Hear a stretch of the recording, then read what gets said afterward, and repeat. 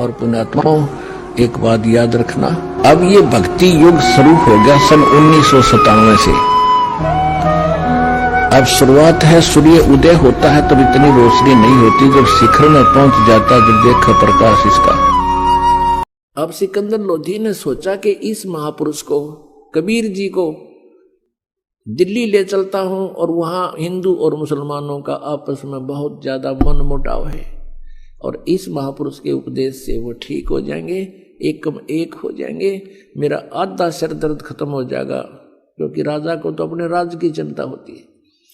तो प्रार्थना की कि प्रभु आप दिल्ली चलिए मेरे साथ और वहां भी उपदेश दीजिए, वहां बहुत बुरा हाल हो रहा, आपस में हिंदू और मुसलमानों के झगड़े होते हैं। परमेश्वर ने कहा भी हम ऐसे किसी के साथ नहीं चला करते, जो हमारा शागिर्द हो जाता है, शेष हो जाता है तो हम चलते हैं, अन्यथा हम किसी से बात नहीं करते हैं, हम उनके साथ नहीं जाते हैं।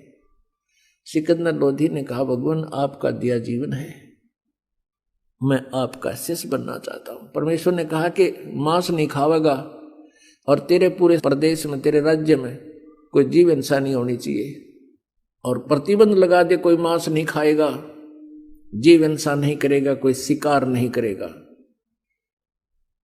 अब सिकंदर लोधी ने कहा प्रभु आपका दास तो हाजिर है, जो कहोगे वो करूंगा, लेकिन ये प्रतिबंध मेरा चलेगा नहीं, मैं लगा अवश्य दूंगा, मेरी कोई नहीं मानेगा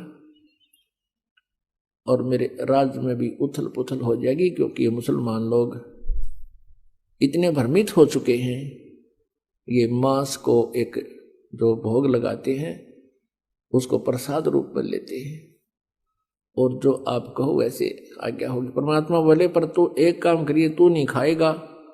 बोला जी मैं नहीं खाऊंगा मांस, आज के बाद टच भी नहीं करूंगा, और दो साधना आप बताओगे मैं वैसे ही करूंगा, और मरता क्या नहीं करता। तो परमात्मा कहा ठीक है मैं चल लूंगा तेरे साथ।